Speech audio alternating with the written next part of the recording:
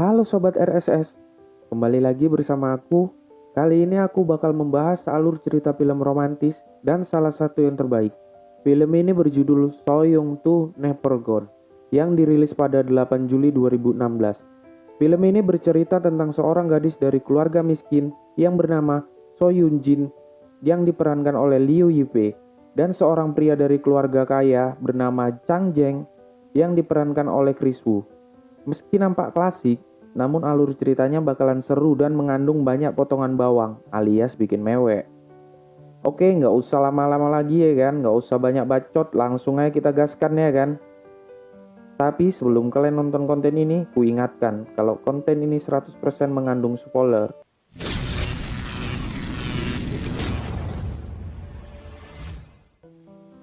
Cerita bermula pada Juli 2015. Diperlihatkan seorang wanita yang membawa selebaran dan bertanya pada seorang pria. Sepertinya wanita itu sedang mencari alamat. Ia tampak melihat ke sejumlah gedung. Kemudian kita flashback pada September 2007. Nampak seorang wanita sedang menunggu bis. Dia adalah Su Yoon Jin. Ia ingin pergi ke kota untuk melanjutkan sekolahnya di salah satu sekolah menengah unggulan di kota itu. Su Yoon Jin adalah gadis cantik nan imut yang berasal dari kalangan sederhana. Keuangan keluarganya cukup sulit pada waktu itu, dikarenakan ayahnya yang sakit. Bahkan mereka harus menghabiskan semua tabungannya agar Su Yoon Jin bisa masuk ke sekolah itu. Seperti kebanyakan orang tua pada umumnya, yang menginginkan anaknya punya masa depan yang menjanjikan agar bisa masuk di universitas terbaik nantinya. Shin pindah ke sekolah.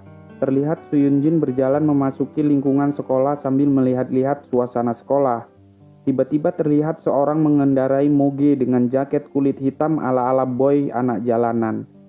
Tanpa sengaja menginjak sebuah pipa yang mengakibatkan air berhamburan dan membasahi Su Yoon Jin. Dia adalah Chang Jeng, orang kaya generasi kedua dari pejabat terkemuka. Dia sangat tampan dan menjadi pangeran yang diperebutkan gadis-gadis di sekolah. Su Yoon Jin yang terlihat kesal karena basah langsung mendatanginya dan berniat marah. Namun tiba-tiba ada bola baseball yang mengarah ke Su Yoon Jin dan hampir mengenainya. Beruntung, Chang Jeng langsung menangkapnya. Lalu dengan gaya coolnya Chang Jeng malah berkata, "Lain kali, hati-hati ya." Su Yoon Jin hanya memiliki satu orang teman. Dia bernama Mo Pu Hua yang latar belakangnya sama dengan Su Yoon Jin. Dan yang ini adalah Meng Shui. Dia adalah mantan semasa kecil Chang Jeng. Dia selalu diikuti Song Ming, pria culun yang sangat mengidolakannya. Kalau yang ini adalah Zhou Ji, pria yang selalu bertingkah dan dia adalah teman Chang Jeng. Kemudian Shin pindah ke kelas. Su Yoon Jin duduk tepat di depan Chang Jeng. Kemudian tak beberapa lama, Meng Shui membagikan selembaran hasil ujian. Dan Su Yoon Jin mendapatkan nilai 52. Dia pun terlihat minder dan sedih karena diejek oleh Zhou Ji. Yang padahal nilai Zhou Ji ini hanya 48, berbeda dengan Chang Jeng yang mendapatkan nilai 100. Karena mendapat nilai buruk, Su Yoon Jin pun harus mengerjakan ulangan untuk memperbaiki nilainya. Karena sesuatu yang genting, Su Yoon Jin pun hendak pergi ke toilet dengan membawa sebuah buku. Namun dia dihadang oleh Chang Jeng yang mengira ia akan mencontek di toilet. Namun tiba-tiba sebuah pembalut jatuh dari buku itu yang mengakibatkan Yoon Jin marah pada Jeng.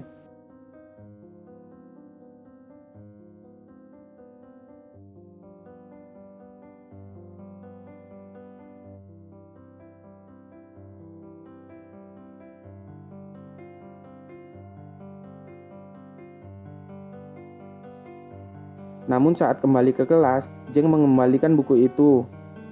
Tapi lengkap dengan semua jawabannya.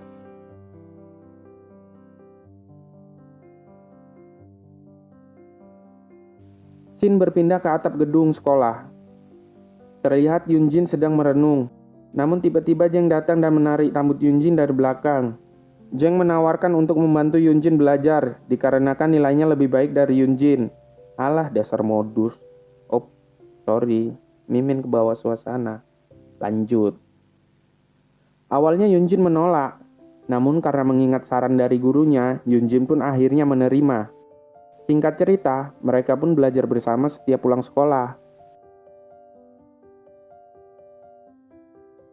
Pelan-pelan Yoon Jin mulai nyaman belajar bersama Jeng, hingga mendapatkan peningkatan pada hasil ujiannya.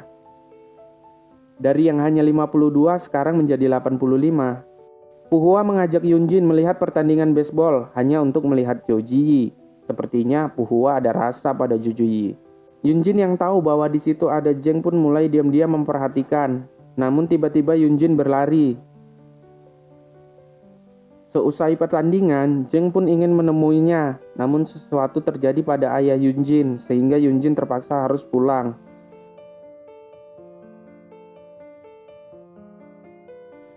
Sebentar lagi ujian masuk perguruan tinggi, namun Yunjin belum juga kembali. Jeng pun terlihat sangat galau. Hari-harinya dilaluinya hanya dengan melamun dan tidur di kelas. Namun tiba-tiba Puhua duduk di bangku Yunjin yang membuat Jeng marah. Namun Puhua berkata, Yunjin yang menyuruhnya. Jeng pun bergegas pergi ke asrama Yunjin. Ia mengetuk pintu kamar sambil berteriak-teriak. Yunjin pun keluar dengan muka sedih. Jeng bertanya pada Yunjin, "Kenapa kau pindah bangku? Apa kau ingin menjauhiku? Apa kau tahu betapa bingungnya aku? Aku berjanji tak akan mengganggumu sebelum ujian masuk perguruan tinggi. Tapi kumohon, kembalilah di bangkumu." Tanpa berkata, Yunjin hanya menunjukkan kain hitam di lengan kirinya yang menandakan sedang berduka. Yunjin pun melampiaskan kesedihannya dengan berlari mengelilingi lapangan. Jeng yang tak berniat mengganggunya hanya bisa berlari dan mengikutinya dari belakang. Ini baru laki-laki. Hari terus berlalu tanpa mereka saling bertemu karena Jeng ingin menepati janjinya. Malam yang dinanti pun tiba, yaitu malam pesta perpisahan. Jeng terlihat keren mengenakan kemeja putih. Kemudian ia melihat Yunjin dan menghampirinya untuk mengajaknya berdansa. Yunjin berkata, "Aku tak bisa berdansa," dan mencoba pergi. Namun Jeng menariknya dan terjadilah keuuan yang nyam.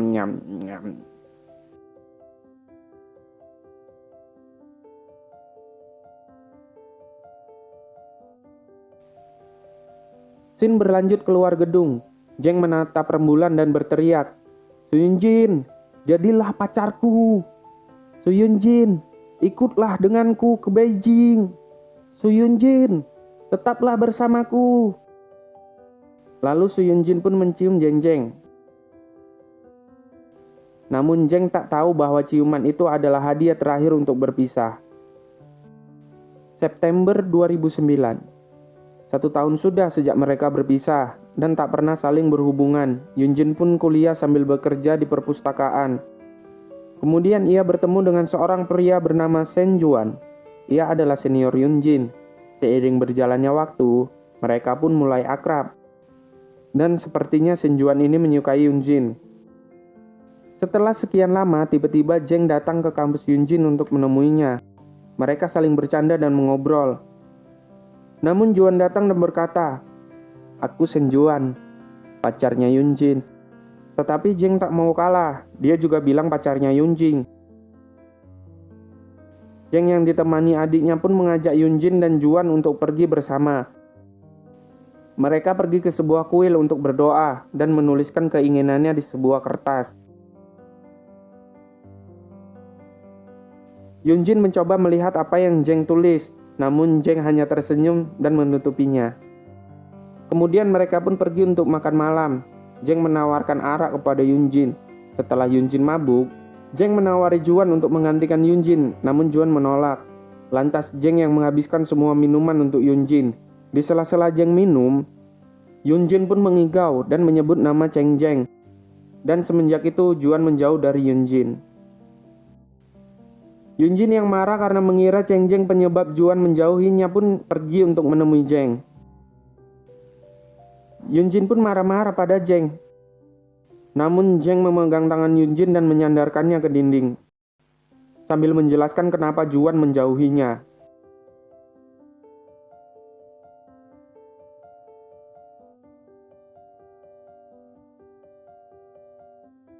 Maret 2011. Yunjin pun pulang ke kampung halaman karena telah lulus kuliah. Saat berjalan dengan ibunya, tiba-tiba Jeng sudah ada di kampung Yunjin. Saat Yunjin menanyakannya kenapa Jeng ada di sini, Jeng bilang kalau ibunya telah memberi pabrik elektronik di sebelah rumah Yunjin. Jadi Jeng kesini untuk membantu ibunya. Jeng pun mengganggu Yunjin yang sedang membuat keranjang boneka. Zheng berkata, berhentilah membuatnya, akan kubayar gantinya, dan temani aku mengobrol. Namun Yunjin malah tersinggung dan pergi. Karena Zheng merasa bersalah, ia pun membuat keranjang boneka semalaman, hingga jadi 5 buah. Yunjin pun terharu melihat perjuangan Zheng. Walau keranjang yang dibuat Zheng banyak kurangnya. Zheng pun berkata pada Yunjin, pergilah ke Beijing dan tinggallah bersamaku. Kali ini kau tak boleh lari lagi. Dan Yunjin pun menyetujuinya.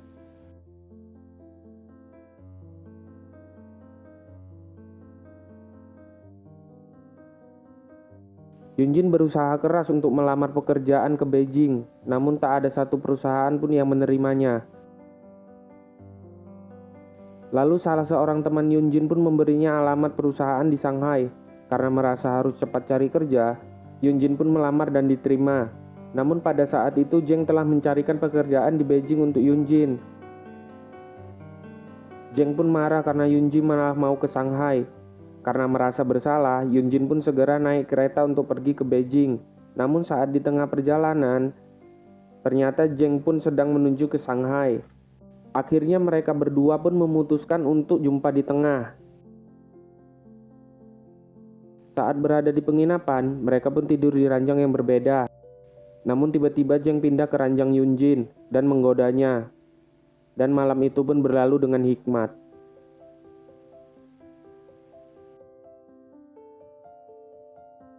Scene pun pindah ke 2012. Zheng dan Yunjin akhirnya tinggal bersama. Zheng membelikan sepatu mewah pada Yunjin untuk dikenakan saat pertunangan adiknya Zheng. Namun mereka tak menduga kalau tunangan adik Zheng adalah Juan. Saat mereka hendak pulang, hari pun hujan. Namun Zheng sudah menyediakan payung. Ketika hendak berjalan, Yunjin berhenti dan mencopot sepatunya. Katanya sayang, sepatu mahal kena hujan. Lantas Zheng pun malah menggendongnya.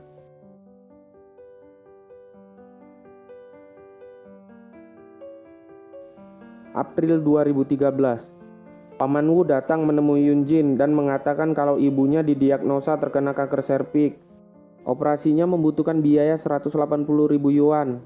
Karena Paman Wu tidak punya uang, akhirnya ia pun menggelapkan uang perusahaan milik keluarga Zheng.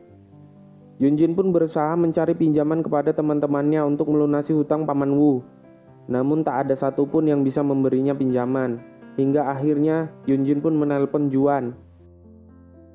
Saat Yunjin kembali ke rumah, Zheng pun memberikan uang 300.000 yuan untuk diberikan pada Paman Wu. Namun Yunjin berkata, ia sudah meminjam uang pada Juan. Sontak Zheng pun marah besar. Zheng pun langsung pergi menemui Juan dan membayar semuanya. Zheng yang merasa kecewa melampiaskan dengan cara mabuk-mabukan. Sejak malam itu, mereka pun berpisah. Zheng pun pergi ke Amerika. Setahun lebih sudah berlalu, namun Yunjin tak bisa melupakan Zheng. Bayangannya selalu ada di mana-mana.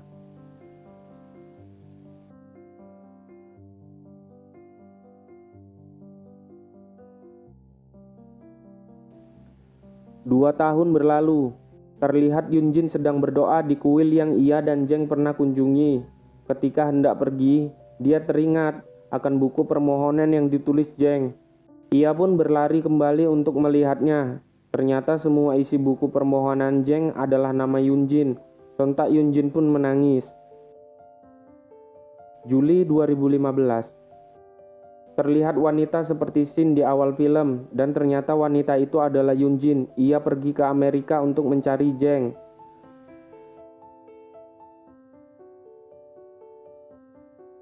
Dia melihat Zheng. Ternyata Zheng sedang menggandeng seorang wanita yang lagi hamil.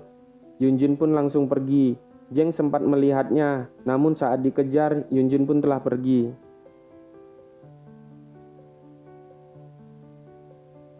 Di scene terakhir, diperlihatkan Yunjin berada di atap sekolah, mengingat kenangan masa-masa lalunya. Namun tiba-tiba Zheng berada di situ, dan Zheng pun menjelaskan apa yang dilihatnya waktu di Amerika. Dan mereka pun berakhir bahagia.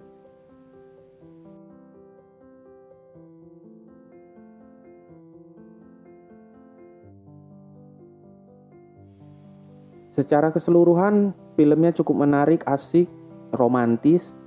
Namun ada bagian terakhir dalam scene di film ini yang nggak ditayangin di filmnya. Itu Mimin cari sendiri dari beberapa sumber. Kalau kalian suka pada video ini, jangan lupa subscribe, nyalain loncengnya, like juga. Saya Sule undur diri. Peace.